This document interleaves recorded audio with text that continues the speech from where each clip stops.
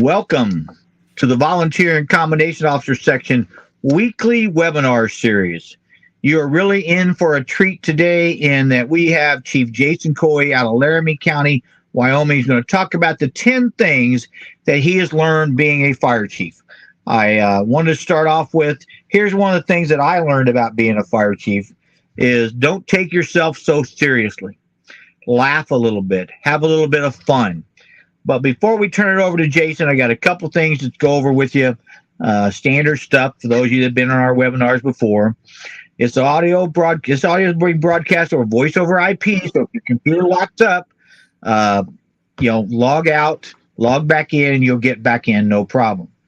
We will have questions and answers at the end. There is a chat room and a question and answer session. I will be monitoring that. We love to hear comments from you in the chat session. And then there is going to be a handout, one or two, that will be in the handout section that you can download. All that's free of charge. So what is the VCOS doing? Well, I'd say, of course, I'm prejudiced a little bit, but I'd say we're pretty busy. Jason is a board member of the VCOS, and so we do lots of things. Some of them are little bitty things, some you would ever even know about. Some of them we've been working on for a while, but here's some of the things right there that we're doing. And then the webinar series has been a big hit this year, writing reports. These reports are free of charge, whether you're a member or whether you're not. And so I would encourage you to go look at them. They are filled with tons of information. We know many fire chiefs who use the yellow and the other ribbon reports as reference materials. And so, again, we encourage you to go do that. Yellow report's on behavioral wellness, and the lavender report is on cancer. And they're both about the best practices. We have a really good webinar series going on. We got this one today. We got mental fitness training for life. Hey, show up for that one next week because Howard is actually going to be transmitting from Jerusalem. That's where he's going to be on a church mission. But he's taking time out of that to do the webinar. He's been in the hotel before, so he knows the internet works well. Lessons learned on the Kyle Wilson event from Prince William County. We have one of the incident commanders that was in charge of that going to be doing that. Coming up in a couple weeks, May 21st, we will do our first town hall meeting with the 4 members of the board of directors of the executive committee, the chair, vice chair, treasurer, secretary, treasurer, and the at-large board member. So again, we encourage you to sign up for that and ask the question, what is the VCOS doing for you, the member? And maybe for you that are not members. But we certainly do encourage all of our attendees to become members. So here's a couple other programs that we got out there that you can use, have access to programs that are coming up, whether you're a member or whether you're not. It is something that we encourage you to do. Symposium in the Sun is a big deal in November. The hotel and registration should be opening up in the next 2 weeks. And so we hope you get registered for that and come see us in Symposium in the Sun. So Chief Jason Coy is the fire chief of Laramie County Fire Authority in Cheyenne, Wyoming. He teaches at the Laramie County Community College. He's involved with the National Fire Academy. He's involved with the Fire Service One Voice from U.S. Fire Administrator Dr. Lori Moore Merrill. If you not aware of that, I encourage you to go look at the U.S. Fire Administration's last couple reports on where the fire service is and where they need to go. But he is a very active member in a variety of things. I first met him on a program called Kill the Fleischover. And so, Jason, it's all yours. Break a leg. Thanks, Chief. And I think for all of us, we owe you a gratitude, a thank you for all that you've done and continue to do for the United States Fire Service and North American Fire Service, and in honesty, probably the worldly fire service. So you've laid, along with others, laid a groundwork for all of us to better improve ourselves as fire chief. So thank you. Interject in this as we go through, because I think between the two of us, we've probably experienced quite a bit about leadership and developing and growing fire departments, and in my case, volunteer and combination fire departments. So honored to be here today and looking forward to sharing. And if you have questions, please put them in the chat or At the end, we'll open it up to be able to answer some of those questions with Chief Buckman and myself. So thank you. Just a little bit about who I am and where I am. I've been in as a fire chief for 21 years between volunteer and combination. It's actually more than that now. I just started my 14th year as a combination fire chief here in Cheyenne. And our area is a pretty neat area. It's about 90 miles north of Denver. We have 7 stations currently, soon to be 8 stations, and we staff 2 of those stations full-time with a mix of college resident students, volunteer members, and a very small number of staff, career folks, to augment the gaps in our system. And we have about 120 volunteer members throughout our system. So a nice sized, smaller combination department when you compare us to Fairfax County or any of the very large conglomerate departments. Through that time, I've had the opportunity to grow an organization, being the first full-time person to what we are today, and then what we look like into the future. So it's been a really fun experience and really fortunate to have great people to work with. So that's really the heart of being a fire chief, is the people that you serve and the people that you work with. And when Chief Buckman asked to do this, what have I learned? What are the 10 things I learned? I noticed when I made my notes that it's about people, and we'll get into that a little bit. So one thing that I like to say, a caveat that I like to say to people is, we're just trying to figure it out just like everybody else, and we're not afraid to create new ideas and new systems. And if they don't work, we change. We do a 180 and we do something different. But by having that creativity in our system and in our membership, it allows us to grow in areas that maybe we didn't know about, or it allows us to be more efficient or effective in areas that we didn't know about. So don't be afraid of doing something a little different than maybe your neighbors did, because just that in itself means that you're thinking about your organization and you're thinking about how you can be better. So let's get into this. Let's start with number 10. And one of the first challenges I learned as a new fire chief 21 years ago was to say, God darn it, it doesn't matter how good a pump operator I am, or how good a driver I am, or how good I stretch that hose, or my nozzle technique, because I shouldn't be the person doing that anymore. And so I had to recognize that although my passion was the fire service, my new passion had to be about providing the fire service for our members, and recognize that I'm the fire chief now, not the chief firefighter. A lot of organizations that I get to see and visit with, one of the challenges they have is maybe the fire chief didn't let go of being the chief firefighter. So if someone's got to run the pump in that small volunteer department, it's got to be the fire chief. Or if someone wants to change something, it's got to be the fire chief. Or if someone wants to do something, it's got to be the fire chief.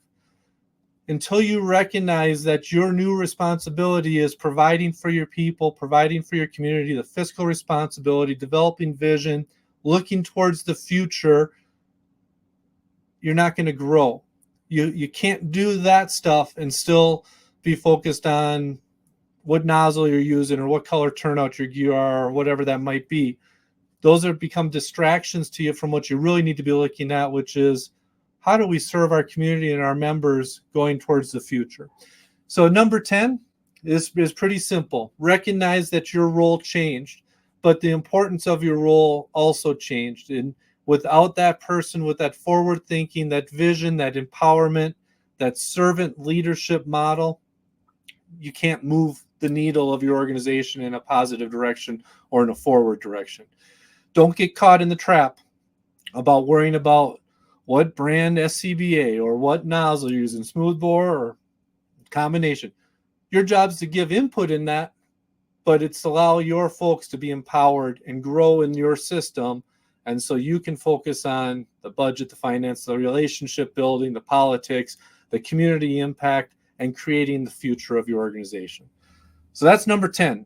Focus on fire chief responsibilities. Let your firefighters be firefighters. Let them grow in their positions, and let the company officers grow underneath you also. Number 9, you have 2 ears and 1 mouth.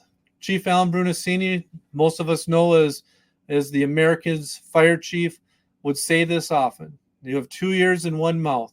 Learn to listen. Ask the questions, then be silent and let the information come to you. That can be challenging because most of us in leadership roles want to share our ideas and concepts. And the best thing we can do is temper that by saying, listen. And sometimes you need that awkward silence in the conversation without filling it yourself, and let your membership, your board of directors, your constituents fill that silence, because then you start to learn what they're thinking. You start to learn what their expectations are. You start to learn how you can develop your system as a leader to match their needs. You can learn how to develop your system as a fire department to match your community's needs. So learning to listen and provide the opportunity for that awkward silence for someone else to fill the gap.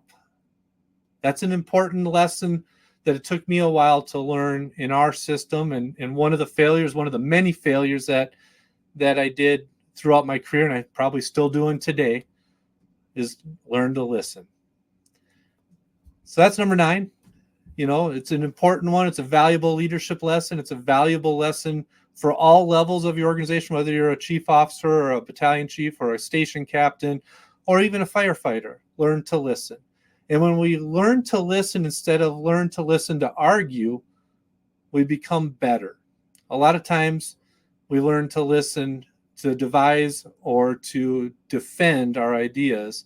And what we need to learn to listen is to listen to understand. Moving on to number 8, build the system. Standardization and performance develops predictable outcomes. Now, this is a fine-edged sword, because you can over micromanage your organization with too many policies and procedures. And then you're continually either breaking policy or not able to do something because of a policy. On the flip side, you can have no policies and not have any organizational structure. So what we developed, and what the lesson I learned, was if I developed a system for training, for membership onboarding, for membership advancement, for our personal growth of our folks, by developing those systems, which included academy development, quarterly training requirement development, personal growth goals and management, by standardizing that process with boundaries that are relatively fluid, we were able to grow the people in our system and engage them so that they felt empowered in our system. And when they felt empowered, then all of a sudden I didn't have to micromanage policy or procedure, because they were living the system instead of living a policy. Recently, I had a conversation with a former military person in a different country, not our country, and not in the USA, I should say. And they talked about the militaristic piece, where all of the soldiers in that military system basically did the minimum requirements to keep themselves out of trouble. And I compared that military system of getting yelled at and disciplined and held, this very tight control of you, versus our open, empowered ownership model, and the performance difference between the members. The members in our system, because they're empowered, because they have ownership, because they find value in the system, go beyond the call of duty. They do that extra little bit that you wouldn't expect. And all of a sudden, you see growth in that organization because there's a system in place that appreciates and values the member. By standardizing performance and training, it allows us to make sure that we have a level playing field. So we don't have that one person that's overly confident versus the other person that's underconfident. We built the system so that there's success in it. If they meet the successful standard established, everybody sees each other as a peer instead of somebody seeing somebody as a subordinate. So it provides an opportunity for them to have trust and respect in the ranks, which then allows us as a leader to be a better leader of them. So developing that standardized performance is important. And when we develop that standardized performance, all of a sudden now we can predict the outcomes, because we know what the expectation is going to be. We know the performance level of our members. We know their skill set on the fire ground. We also know their skill set inside of our stations, because we developed that system and that system's reinforced. And then from that standardization, now all of a sudden we can identify the outcomes of it. Those are all just little pieces of developing your flow or your mojo inside of your organization. That can also be a part of your culture too. And culture is extremely important as we move through the ranks and we move an organization into the future. Number 7, this is a hard one for us sometimes. I've been in the fire service over 40 years. I started as a 14-year-old explorer and in emergency medical service, and I've done a lot for a number of years. And I'll tell you, the fire service looks a whole heck of a lot different today than it did 40 years ago. And it's going to look a lot different 40 years from now. Technology advancements, equipment advances, science and research advancements, community advancements, cultural advancements. So change is good. Seek discomfort and continue to learn.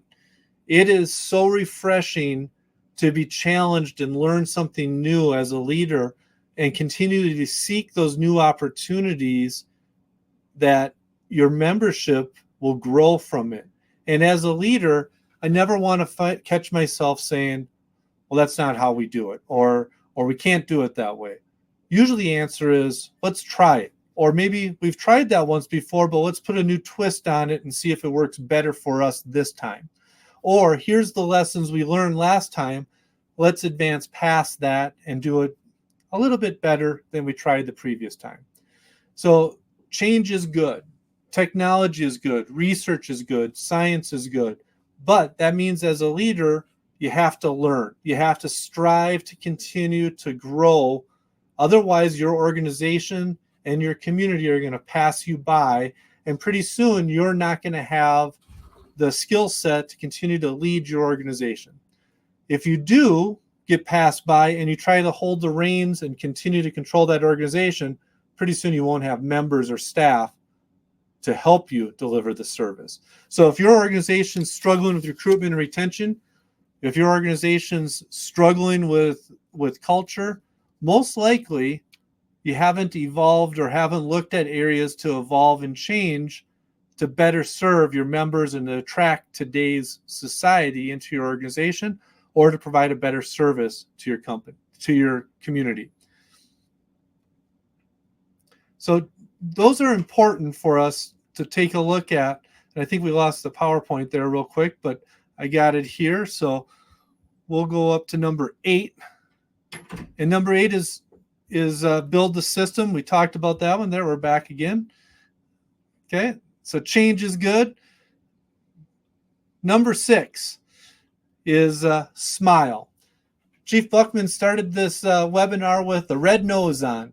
And ironically, he didn't know I had this in my slides, but you can't take yourself too seriously. Our positions are filled with opportunities to be rewarded by the public, by our comments, stopping to get a coffee and someone thanks you. Remember to smile and remember that we're servants to our community. We're servants to our members. Be nice and smile. The other piece of that is sometimes a smile can be very powerful. When somebody's disappointed or upset with you or is struggling, sometimes all they need is to see that there's a happy, confident, caring, compassionate face that they can talk to, and that smile goes a long way. And also when they're upset and they're looking to take it out on you, smiling back provides a strength that it's going to be okay. I can listen to you and I understand you're frustrated or upset or mad at me or mad at the situation. That smile calms them down. So learning to smile, and as Chief Brunacini would say, just be nice matters. You know, Chief Brunacini used to talk about there's 10 rules to get you into heaven, but yet we have hundreds and hundreds of SOGs or SOPs in our organizational systems. And most of them come back to, if you're just nice to each other, we don't need half of those policies. And if you're just nice to the citizen and perform the duties in a nice, compassionate way, good things will happen. So I come back to, even on your worst day, even on your highest moment when you're most successful, or when you're at your lowest moment when you're least successful, just remember to smile. because there's a lot of power in smiling. And to add on to Chief Buckman's red nose, sometimes we got to laugh at ourselves. Sometimes we got to recognize our own failures as a leader. And this is one of the lessons I learned is it's okay to fail. And it's okay to share the story of how you failed as long as you learn from it and grow from it into the future. Because those are opportunities for you to be real with your membership or with your community. We don't always have to be this stiff fire chief figure with our members. Sometimes we just need to be Jason, or we just need to be Jane, or we just need to be Peter. So that way they can get a relationship with us and feel comfortable discussing and talking about what's going on in your system. And that's not easy just because of organizational structure of the fire service. So one other little piece on that is Chief Brunacini would say, all of our problems wear shoes. I would also say that all of our successes wear shoes. So if you think about that, it all comes back to people. And if we're nice to people, most of the time, good things end up coming out of that. So big lesson here, smile, laugh at yourself, keep an open mind, and just be nice as you grow in your leadership and grow as a fire chief. If you're a new fire chief, it can be really daunting. In fact, a lot of folks will say, oh, it's so stressful. It's so stressful. It's demanding. It's hours. It's all these things. Yep, it is. But you know what? It's also the best job in the world. It's the best volunteer job in the world. It's the best opportunity to feel good about the service you give to your community. And when you embrace the work that comes with it, it becomes really fun and it allows you to have that big smile on your face, even when it's challenging. Number 5, culture will outperform individual talent. So as a leader, as a fire chief, as a new fire chief, you might have been the best firefighter in the system. You might have been able to pull the hose line the fastest, or flow water the fastest, or cut the car open the fastest, or whatever that skill set might have been. That's an individual talent. As a fire chief now, your job is to develop a culture of multiple people that build a team in your system. And that team will outperform individual talent. Over the years, over the last 21 years, I've had individuals that were outstanding, amazing firefighters, but they were jerks to everybody else. They didn't work well with the team. They were arrogant. They were overly confident. They didn't fit the culture we were looking for. Those folks either dominated the culture and forced everybody else out of the system, out of our organization, or as a leader, I had to take action to move them into a new direction, which generally meant we baked them a cake and we thanked them for their years of service and we gave them a card and maybe a plaque, and they moved on out of our system, which provided the opportunity for our culture to rebound and get refreshed and then grow. And the health of the culture of our organization grew and improved because the people were able to breathe and they were able to grow personally inside the system. So remember, culture will always outperform somebody's individual talent. And that goes for the fire chief too. Sometimes we become fire chief and we think the world spins around us. It doesn't. We are here to facilitate the world of our members and our community spinning at the rate they need to, and it's not about us. And if you think it's about you, most likely your culture is also hurting. And you probably have a revolving door of members. You probably have people that you've hired that have left. You probably have volunteers that start and make it, 24 months or 36 months and then say, forget this, I'm not happy, etc. So look back to culture over your individual talent or individual success. And that goes for your membership too. Self-assess your membership, because those people that are only focused on themselves won't fit a good, healthy team culture. We talk about the fire service as a family. That culture is important. You can't have a jerk in your family. If you do, you got to get rid of them one way or the other. Number 4, build trust at all levels.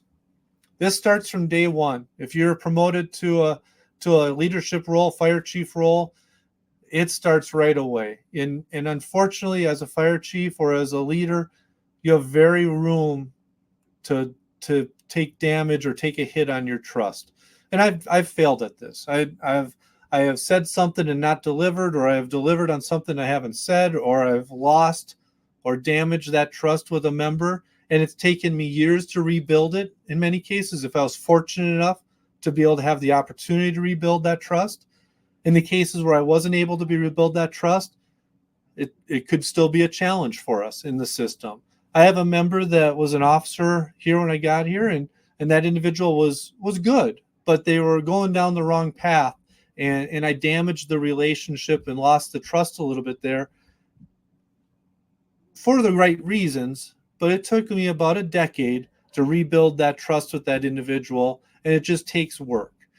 But it takes work at all levels. It takes work at the board of trustees. It takes work at your governing body. It takes work with your first level supervisors, whether battalion chiefs or station captains.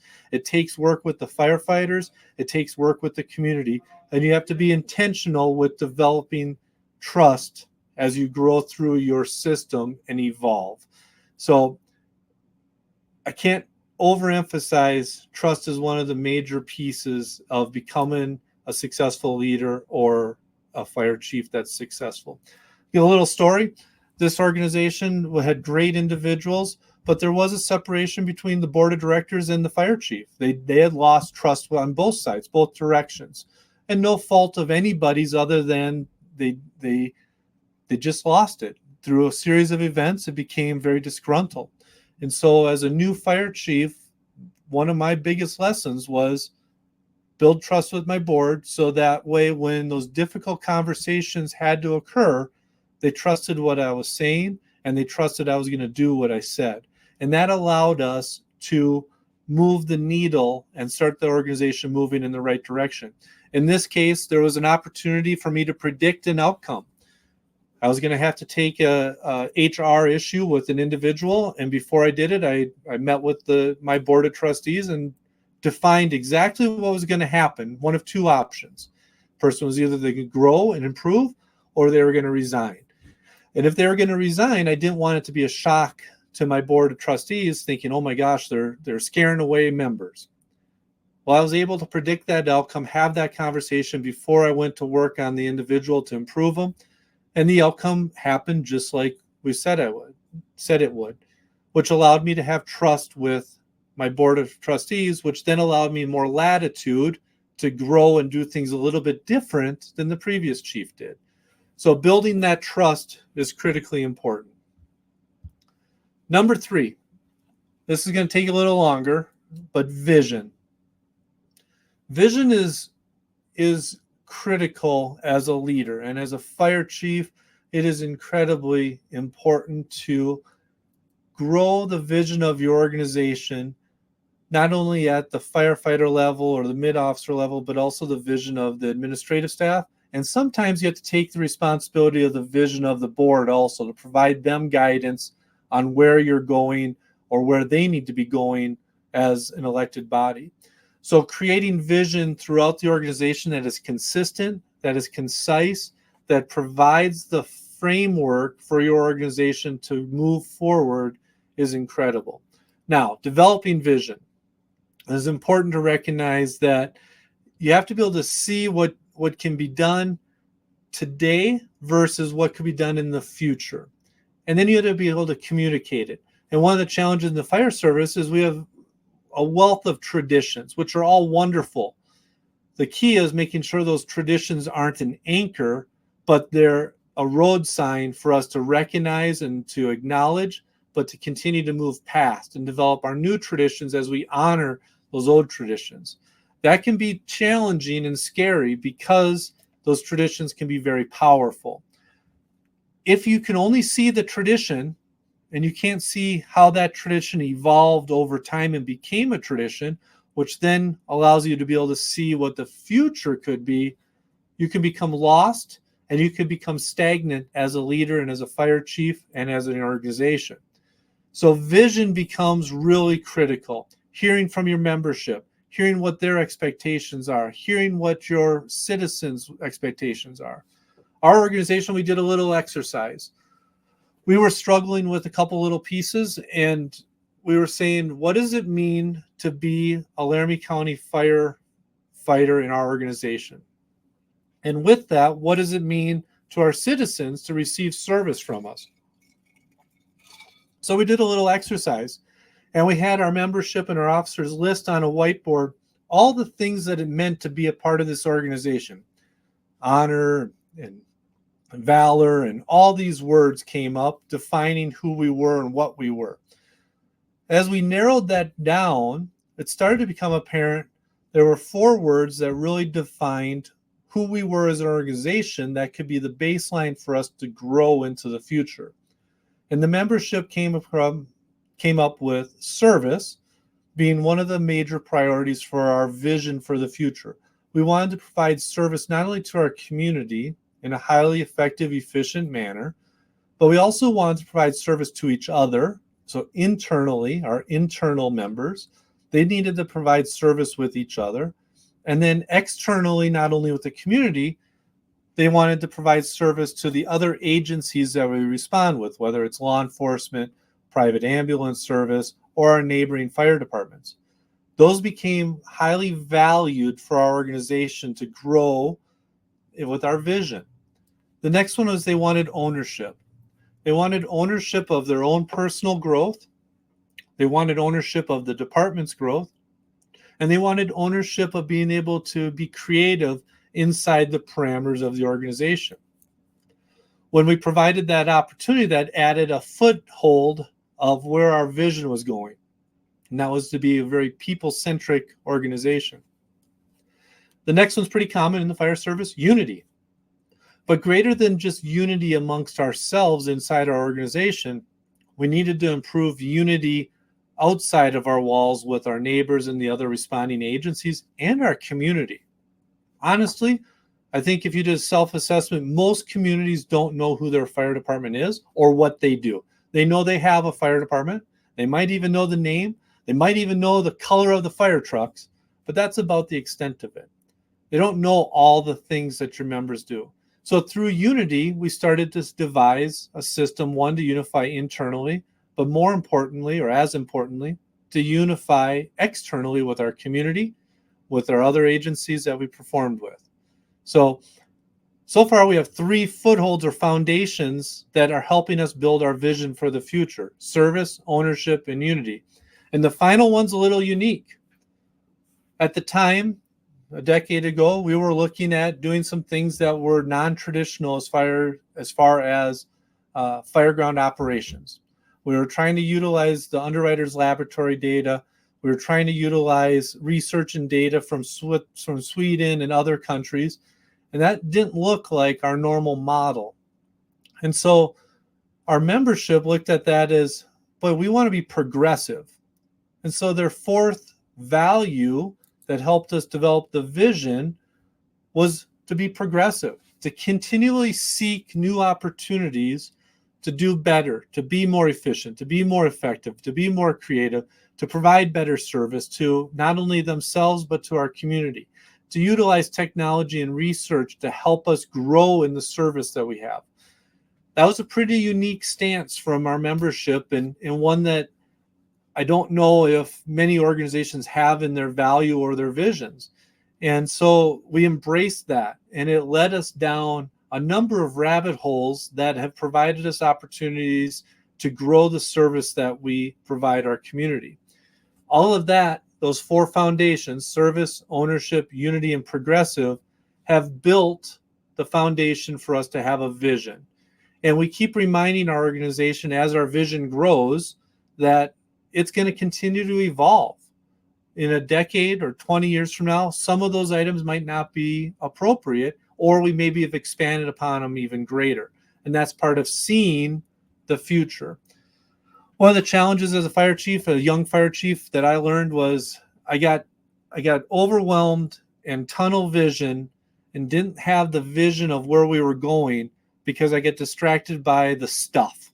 And the stuff is bunker gear color, helmet design, which thermal imaging camera we're using. That's the stuff. That's all cool stuff, and it's important, but it distracted me from saying, I need to rise above that. And I need to see the forest through the trees to see where we're going and what we're going to be. And I need to be able to communicate that with our members, both ways, listening and communicating, so that we could grow in our vision. The final piece of that vision was to communicate in everything we do to value that those 4 key factors in what we're going to do next. Does it fit our service model? Does it fit our ownership model? Does it fit our unity model? Is it progressive? If it answers those questions, yes, then we can move forward with whatever that is. So it provides us that vision. Number 2, this is a direct quote from our good friend Chief Brunacini, and I don't think it's ever been more true than today. Ego eats brains. It's a very powerful thing when you get promoted to fire chief or company officer, in this case, fire chief. It's very powerful. It's very easy to let your ego and the pride that you have in that position interfere with creating vision, creating unity, creating a growth, all those other pieces.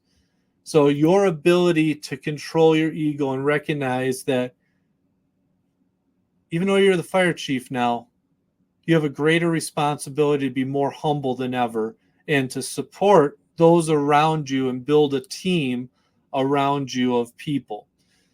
And I'll tell you that coming here was obviously a very prideful moment, and getting promoted to fire chief of that volunteer fire department in Montana was very prideful.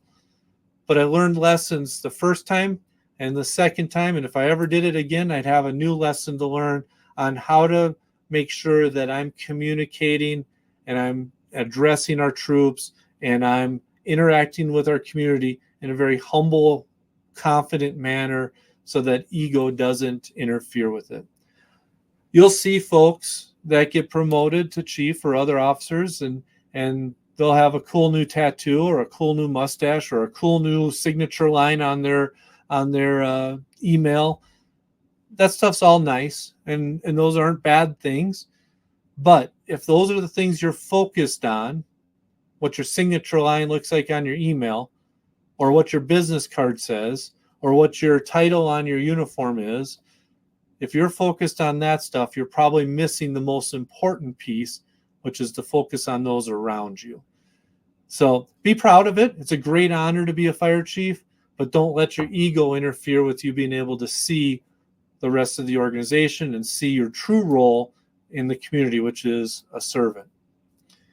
And Chief, we're getting there. We're 20 minutes left or so, and I'm on to the number 1 lesson that I learned as a new fire chief or as a fire chief over the last number of years, is that for many years I thought, heck, I'm a fire guy, and I was worried about fire trucks. I was worried about all this other stuff, and I was worried about the fire business, and I was looking at our marketing, I was looking at our finances, I was doing all that stuff. But what I forgot about was all that stuff doesn't matter if we don't have people. So when I changed my mentality that we're in the people business, we lead people who serve people. They happen to do it with really cool toys and really cool uniforms and really cool stuff. If we don't have our focus on the people, we're not going to be able to grow an organization, lead an organization, and develop an organization. It's about people, not the image. So I wear, most of the time, very casual attire uniform, t-shirt, polo, job shirt, etc. Very rarely do I wear my white uniform shirt, and that's on purpose. 1, I get dirty too easy, and I'm kind of a mess of an eater, and I'll spill on it. But 2, the reaction and interaction with community and our members is significantly different when I put on the white uniform shirt versus putting on a job shirt or a quarter zip or a polo. What I've found over the years is people open up to me more and share with me more when I soften my uniform or I soften my presence of uniform than when I'm in that formal attire. Generally, when I'm in that formal attire, they expect a yes or no sir interaction, or they expect a disciplinary action or some other facet. So don't forget, it's about the people. And as you grow, always keep in mind, how does it benefit the people? And that people's two parts, your staff, your members, and your community. And the final note on the people is, we don't ask the citizens or our members, how did we do? And honestly get feedback from them. And so develop a system where you can get feedback from your community and from your membership. We recently, a year and a half ago, unrolled a community customer service program that allows us to interact with our customers after an incident. And we're able to get feedback from the other part of our business, which is the consumer, the people receiving service, that we've never received before. And that became extremely valuable for us as we developed our leadership in our organization. So number one trait, Chief, is it's about people. It's about the team around you. It's about the team that serves the community. It's about developing that community to serve you. And if you don't focus on that, you're probably missing a big segment of leading as a fire chief. Well, thank you, Jason, Chief. Very, very good information. Not a lot of comments or questions and answers in the chat room, but thank gosh that you told us what you wear, but you didn't say you wear shorts, because that's probably not a good idea for your image, Chief. So yeah, it'd be a little scary for me, but Chief, we talk about it a lot, that the fire service is ever continuing to evolve, which means how we run our organizations and how we grow as chief officers also needs to evolve, right? We have to be open to looking at things a little bit different so that we can be successful as a chief officer. Well, I think that wearing not the dress uniform, so to speak, not the even Class B for white shirt, is it tells them you're more approachable. Yeah. It sends us a little more message that, like, come to me, I'll try to help you, and if I can't, I'll get somebody who can help you. So, what I thought, one of the things I thought about was you talk about stuff, and it distracts you from the overall vision. And I posted I took a picture of tattoos, and always ask people about, well, why do you have a tattoo and what's it about? And there's always some reason that they have a tattoo. Most people just didn't go into a tattoo parlor and go, make me one. There's a reason. Mom, dad, some part of their life, kids, so on and so forth. But here's what I put it on Facebook, and this comment was made that said, I've never heard a citizen complain about somebody wearing a tattoo, but I have heard them complain about being rude to me. Going back to Chief Brunacini's comment about being nice. So I don't know if you want to add anything on that. Chief, I started as a fire chief, and of course I wrote that tattoo policy, right? Is you weren't going to have visible tattoos. They couldn't be offensive. And who determines offensive? We removed that a while ago, because just like Chief Brunacini said, I've never had a complaint about a tattoo on our member. I have had complaints about maybe the interaction, that they weren't nice or they didn't treat them well or whatever that is. In fact, I get more complaints about the flag in front of the station than I do anything else. So that's what people see. They don't see those tattoos. If you're nice, if you're friendly, if you are engaged, if you're proficient with your skill set, they don't see the tattoo. All they experience is the service that you provided them. So I think that goes back to that stuff comment you made about, make sure it doesn't distract you from your overall vision. And what is it you're trying to do? You're trying to help Mrs. Smith or Mr. Smith. The other thing I would say is I sort of modified Chief Brunacini's comment when he said, be nice to Mrs. Smith. Then he added Mr. Smith. Well, I added, be nice to your brother and sister firefighters, because we just eat our young. So I don't know if you want to add something into that comment. Yeah, Chief, I think that goes back to culture, right? And part of our values was that service and unity, not just focused externally, but internally. If we can't be nice to each other internally, how can we expect to switch the switch on and go serve the community and be nice if we were just fighting in the engine bay over something stupid? Not everybody's going to mesh and get along like brother and sister every day, but even brothers and sisters fight once in a while. When you do that, you got to end it with just be nice to each other and move past it and go do the work again. Yeah. Well, let's see. We got Douglas in the chat area says, you hit on some really good points. I wish more chiefs from my area were listening to the webinar. Good job.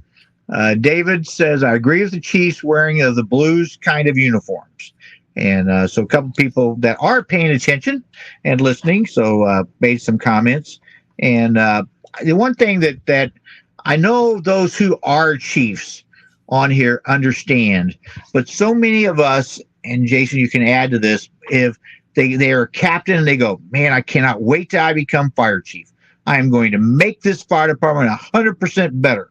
And the reality is, to make it a little bit better, 5% better, is going to be a whole lot of hard work. And are you willing to put in that hard work? So anything to add to that, Chief? Yeah, absolutely. There's 2 points, two sides of this, right? So you want to promote or you want to make that change. It's important that you look at the work and be willing to do the work. And it's behind the scenes work. And it's not healthy for us. John, you are in the same boat as I. We're a little bit of workaholics. So it's the early morning couple hours in the office where no one sees you, but you're doing the stuff that needs to be done so that you're able to do the fun stuff, which is interacting with the people part, right? And you have to continue to grow that piece of it.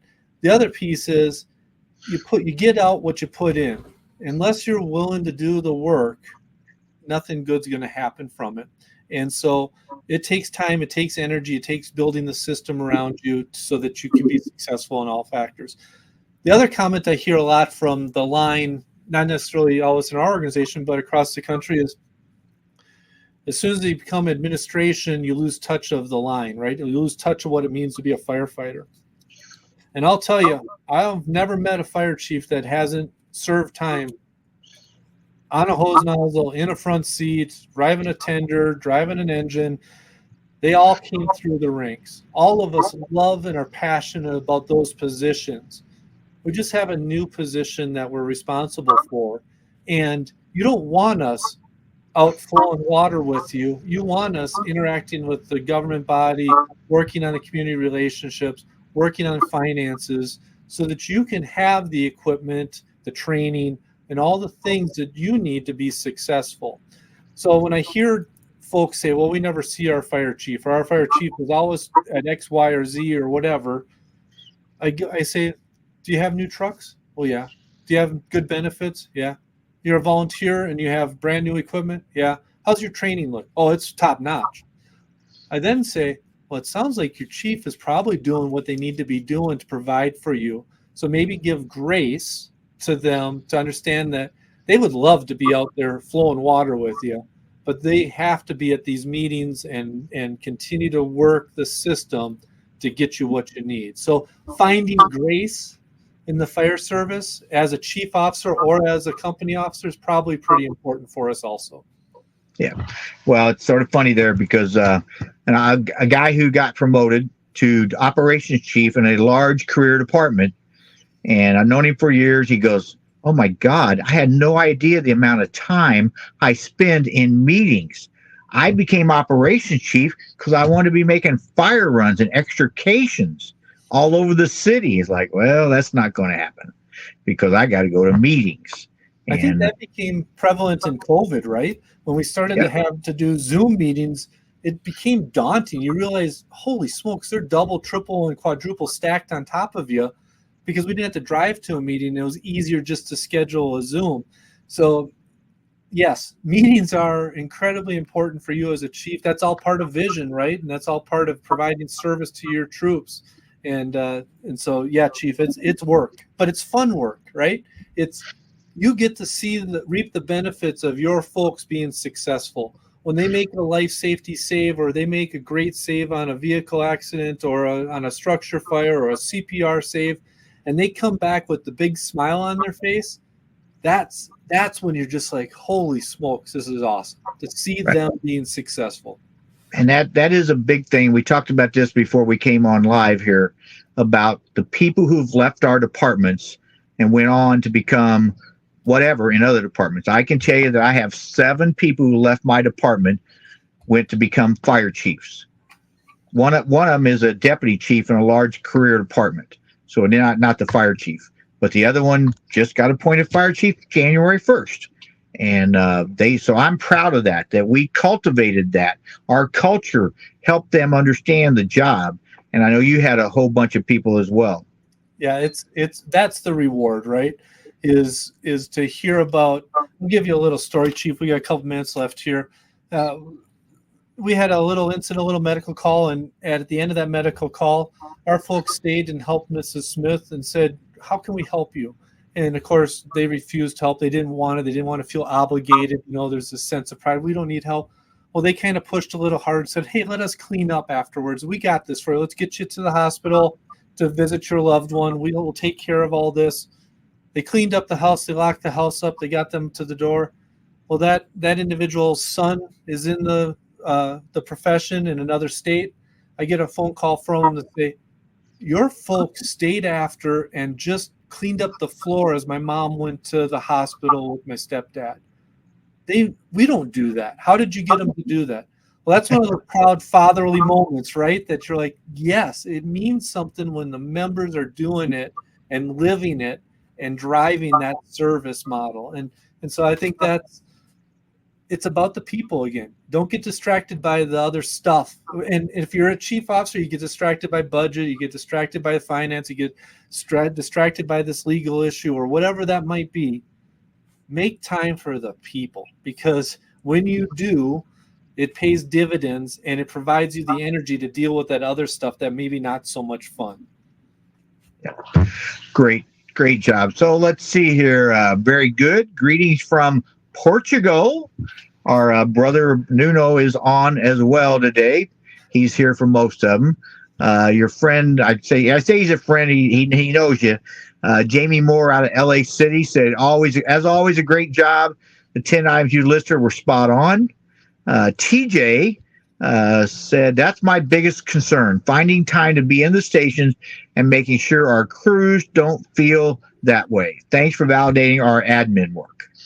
And then the final comment was, some very had to work on changes and share the issues items you're working on.